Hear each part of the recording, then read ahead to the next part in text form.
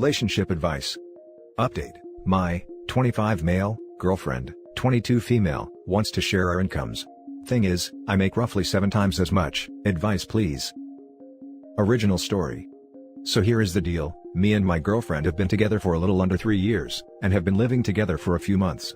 My girlfriend takes college classes and works part-time. I finished college 2 years ago, quickly got hired by the company I did my internship at, and within a year, I got a promotion and a large pay raise, and I am now making roughly $150K a year, while she makes $20K a year.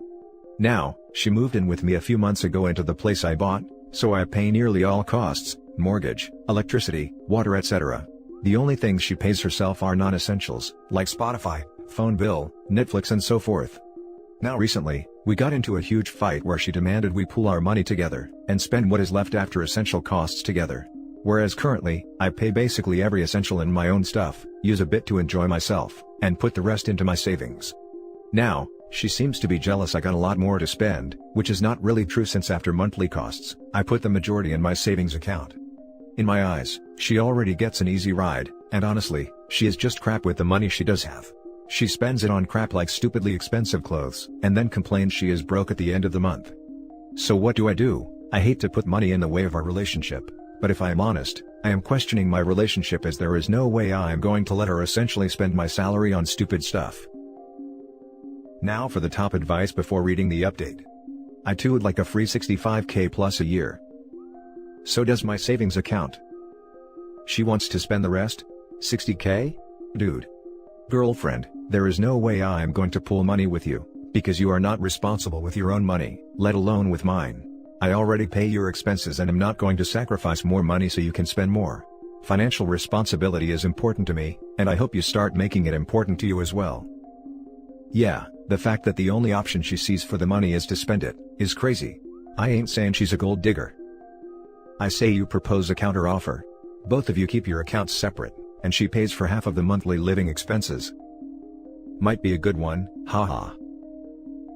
Edit. So, there are so many comments, I am having a hard time keeping up with it. If I don't respond, know that I am trying to at least read your comment. But currently, when I read and respond to one comment, I get 10 more, haha. I just want to thank everyone for their responses, from the ones who yell gold digger to the ones who take a middle ground approach. Even those who yell about MGTOW or something, and those who are in the opinion I need to give her all my money, because of a pink tax or something. All advice is appreciated and gives me an extra light to view this in. I had not expected my post to blow up like this though, hahaha. And now for the update. So, I figured since the post sort of blew up 3 weeks ago, and people requested me to make an update to tell them what I ended up doing. Well, here goes. Well, in the shortest way possible, I ended up breaking up with her. I realized, in part thanks to some good advice I had gotten, there was more that was bothering me other than the financial part. Thing is, when thinking to myself in the next few days, I felt myself combing over every little detail of our relationship, and quickly realized I was putting in way more than what I got back. No, I am not saying I am some perfect saint, but I do think I deserve someone who appreciates what I already do, especially when what I already do so vastly outweighs what she did in our relationship. Also, a big one was the apparent maturity gap between the two of us, which I looked over with my rose-tinted in love glasses. Whereas I have changed as a person from who I was when we started dating, she is still pretty much the same identical person, and without trying to badmouth her, that is a person you can be without any issues when you're between 15 and 20, not when you are in a committed relationship, thinking about having kids at some point, managing your own finances, and planning for the future. And that brings me to the largest issue there, planning.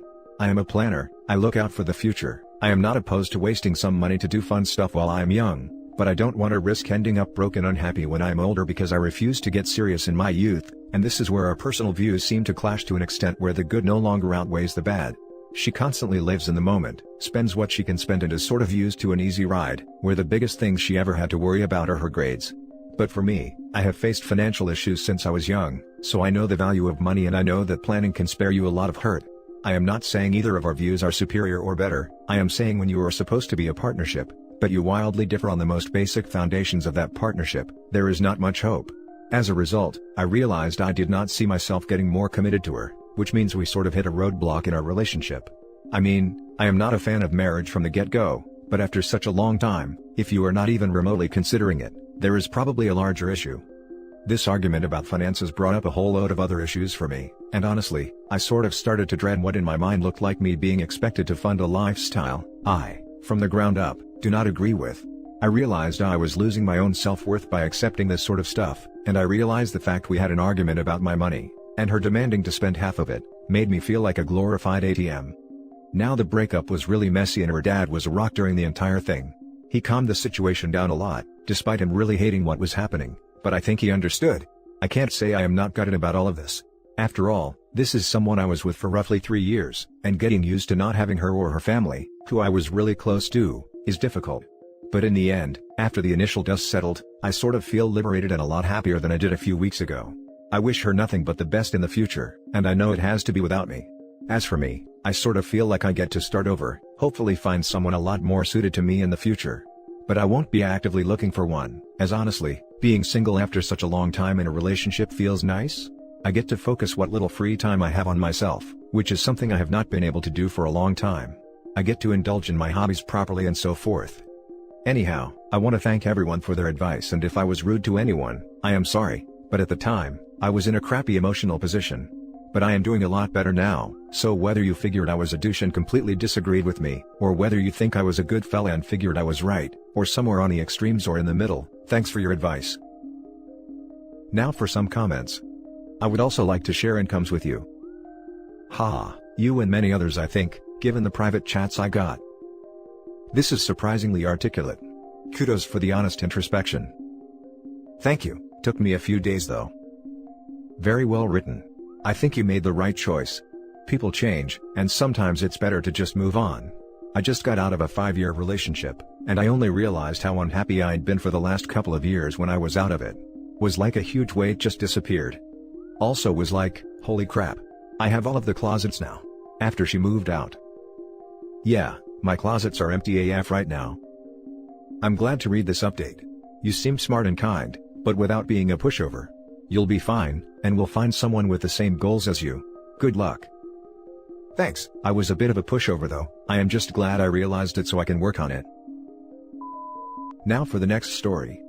Update. Am I the a-hole for refusing to sell my rental properties at my fiance's request?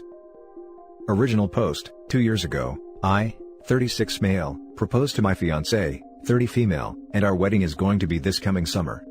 When we met, we both owned properties. She owned a pretty typical luxury townhouse, and I owned 2 properties in the inner city. We both agreed that when it was time to cohabitate, we'd live in her condo.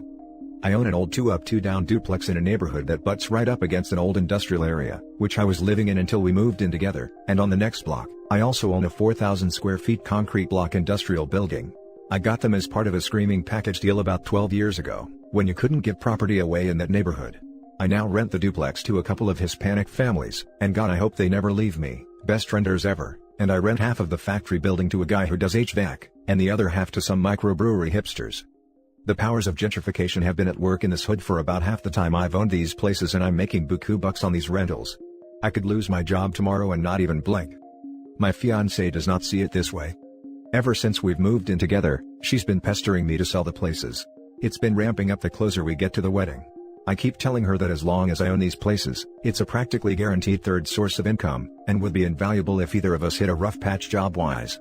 She doesn't see it that way though. All she sees is a potential big pile of liquid cash that can go towards wedding, honeymoon, and upgrades to the living situation after. We had the biggest blow-up yet about it last Saturday, and I kind of lost it. I'm a saver and she's a spender, and I said that to her in far less pleasant terms, and also mentioned the amount of credit card debt she has, and since then, things have been pretty frosty. Am I the a-hole for refusing to sell my second income? Now for the top comments before reading the update. Not the a-hole. And I'm letting you know now, a wedding will not stop the two of you from fighting over finances.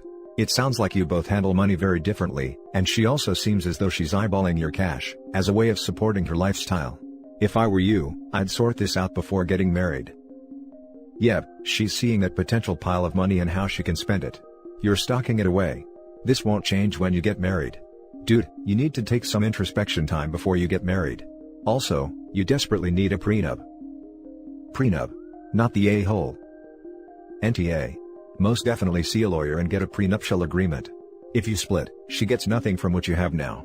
Never give her anything from these rentals, as that could set a precedent for future disbursements. Keep all money from your rentals and other ventures separate. Do not put her on the deed of your residence. 3 more things. 1. Absolutely nail down who is paying what for the wedding and the honeymoon. No, you do not pay the majority of it. 2. All wedding expenses must be paid before the wedding. If not, guess who will be on the hook for them? 3. And this is a big one, all of her credit card debt needs to be cleared post-haste. All future credit card debt is hers to pay off. Do not have any joint accounts.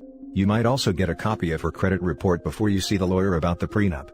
If she balks at any of this, you might want to reconsider the entire situation. Not the a-hole. As a female, I want you to really take a look at the differences in your relationship. When I was in pre-marriage counseling, the therapist said, the problems and fights you have now, are going to be the problems and fights you have in the future. Whatever it is, money/intimacy/family, those problems don't go away with marriage. You're both so different with money, you're always going to fight about it. Furthermore, the fact that you bought low and are making money and she doesn't see that as a good thing, tells me she is not smart. Like, this is some common sense stuff. Think long and hard about marrying her, dude. Now for the update. So, the conversation didn't happen until the weekend of the 14th of March. Life got in the way.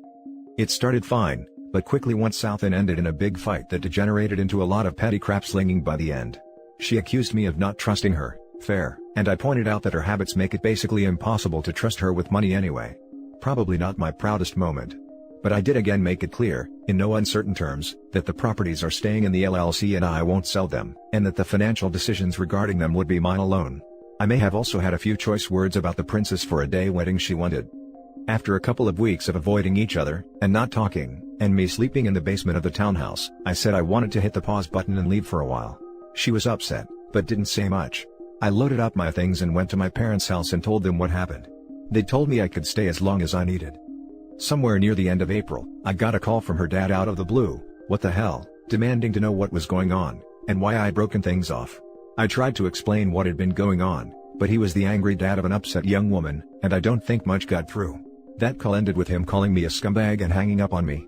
I've only had a few properly long-term relationships end in my lifetime, but that's the first time I've had an angry father yell at me about one. There's been no contact since.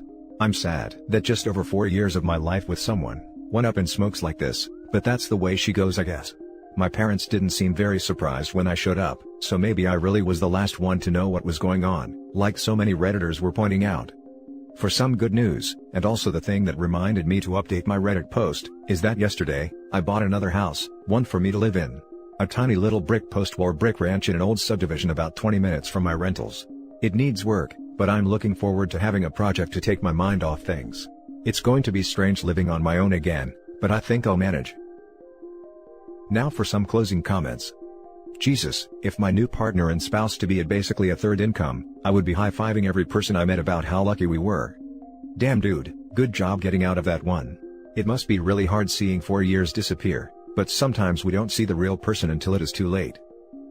Yeah, but princess for a day wedding. Yeah, good choice dude.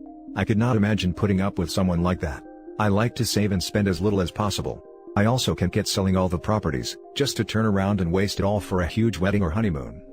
Also, since the comments on the other post are locked, I'll ask here. Can someone please explain to me when then being a landlord make you an a-hole? I could get if OP was a crappy landlord, but some of the comments were just calling him an a-hole for just renting out properties. Probably because we're all trapped renting because wealth when managed properly, tends to grow exponentially and is hoarded in families through generations, so all the property is owned by a small percentage of people like OP who can afford to live off passive income alone, while the rest of us who weren't born lucky, barely cover our ever-increasing rent cost with stagnant wages and rapid inflation slowly rising, while we struggle not to drown in the river of figurative crap that is our lives. Or something like that, I don't know. Having her dad call to yell at you, a grown man, is another flag to add to the pile of red flags. Glad you got out. She probably told dear daddy a lie about what happened, because why else would daddy go and defend her? And that's it for this video guys. If you have thoughts to share, leave a comment below. Don't forget to hit like and subscribe if you like this content. I'll catch you in the next one. Good day everyone.